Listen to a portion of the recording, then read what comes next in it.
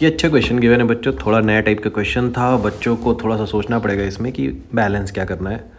तो यहाँ एक कोई भाई साहब हैं, इनके शोल्डर पे आयरन रॉड का एक एंड है रखा हुआ, दूसरा एंड जो है वो ग्राउंड पे है। ठीक है, तो यहाँ पे ये ऐसा ग्राउंड बना दिया, ये भाई साहब हैं और इनके ऐसा शोल्डर पे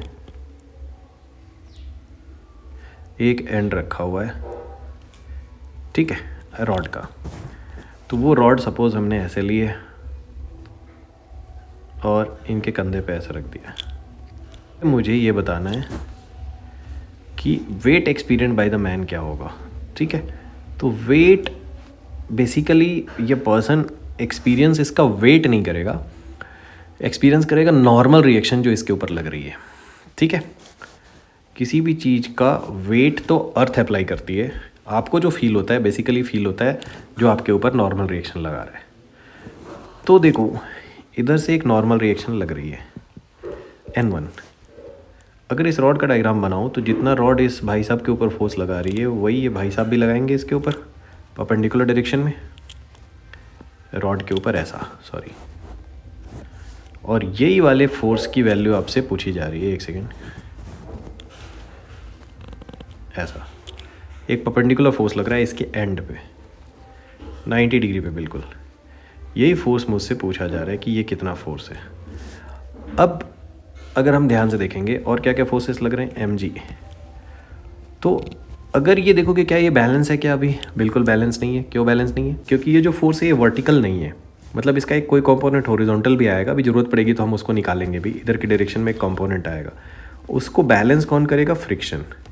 ये फ्रिक्शन नहीं होगा तो ये रॉड फिसल जाएगी। आप इमेजिन ऐसे किया करो फ्रिक्शन की डायरेक्शन डिसाइड करने के लिए, अगर ये फ्रिक्शन नहीं होगी, आप कोई भी रॉड ऐसे अर्थ की सरफेस पे ऐसे रखते हो, यहाँ कोई भी सपोर्ट भी दे दिया आपने, फ्रिक्शन नहीं होगा तो इधर की तरफ ये स्लिप हो जाएगी। तो उसको बैलेंस करने के लिए यहाँ फ्रिक्शन लग रहा है ऐसा हॉरिजॉन्टल डायरेक्शन में। ये इसका अब फ्री बॉडी डायग्राम हो गया। अब मुझे N2 निकालना है।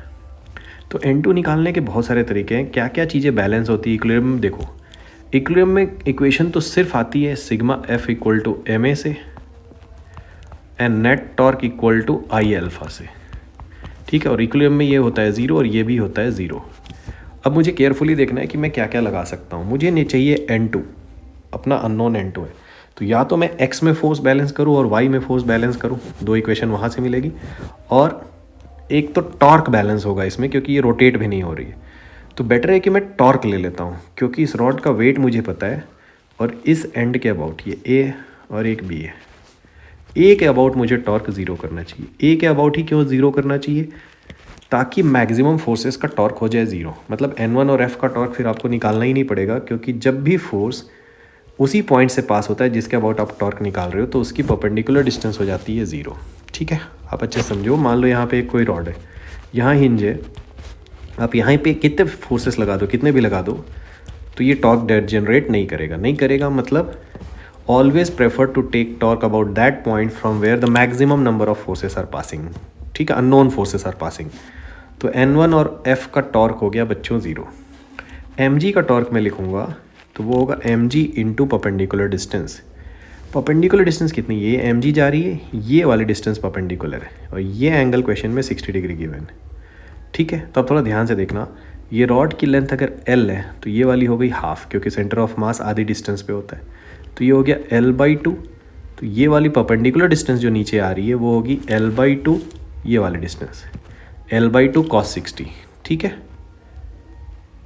तो यहाँ पे आ गया L/2 cos 60। ये इसको घुमाने की कोशिश कर रहा है A पॉइंट के अबाउट क्लॉकवाइज, और उसका अपोज कौन कर रहा है?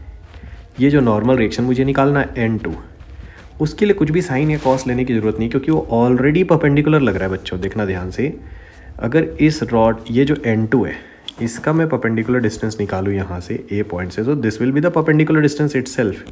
ये एंगल ऑलरेडी 90 डिग्री है और टॉर्क होता ही है फोर्स इंटू परपेंडिकुलर डिस्टेंस।